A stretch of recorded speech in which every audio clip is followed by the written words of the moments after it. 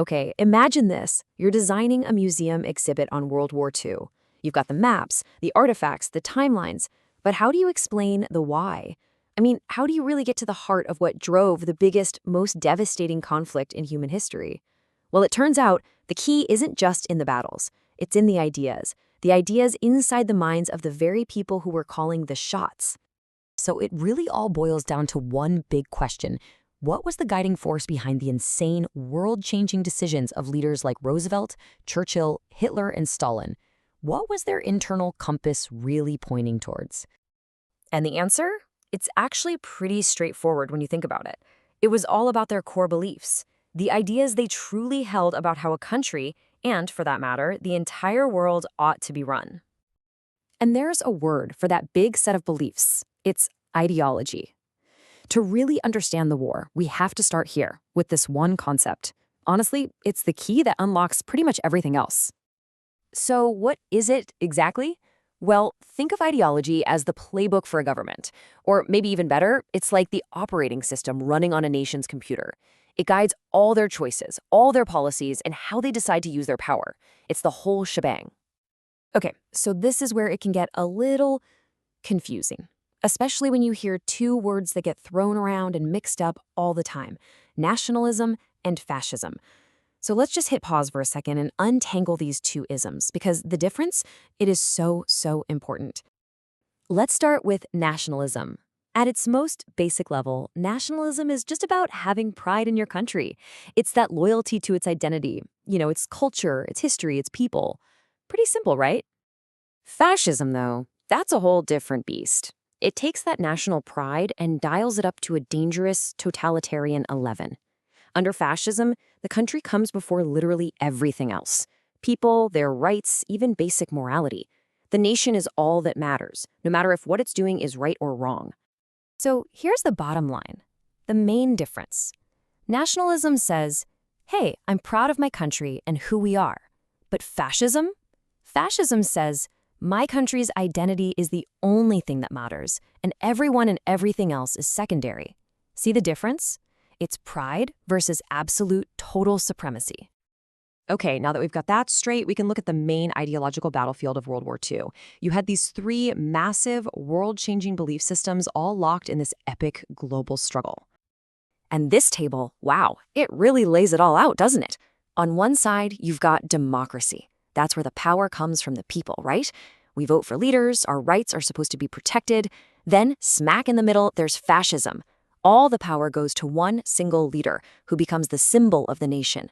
They use force and censorship to keep everyone in line. And then you have communism. Here, the ruling party owns everything, all production, and they direct the whole of society with the goal of creating a classless world. We're not just talking about different tax policies here. These are completely opposite visions for how people should live.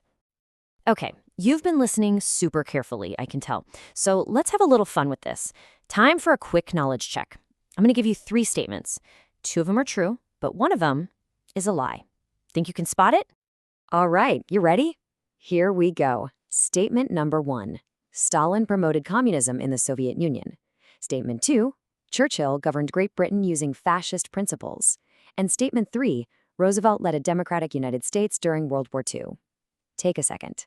Which one is the fake? Okay, got your answer? The lie is number 2. Of course, Churchill did not govern using fascist principles. He was one of fascism's biggest enemies. He was all about leading Great Britain's democracy and defending free speech, especially when things got really tough during the war. And that little quiz is the perfect lead-in to what we're talking about next. It's time to put a face to these big ideas. Who were the leaders actually running these different ideological playbooks on the world stage? And here are the key players. You had Franklin D. Roosevelt for the United States, Winston Churchill for Great Britain, Adolf Hitler for Nazi Germany, and Joseph Stalin for the Soviet Union. These are the 4 central figures whose beliefs would shape the entire conflict. And this slide just connects all the dots so perfectly. You see Roosevelt and Churchill, the champions of democracy, fighting for things like elections and individual freedoms. Then you've got Hitler, the textbook definition of fascism. His whole thing was a mix of extreme nationalism, horrific racism, and a brutal one-party dictatorship.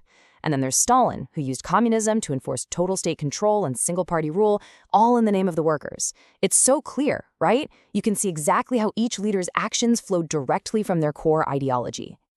So, okay, these are a bunch of old isms from decades ago. Why are we even talking about this? Why does any of this still matter today?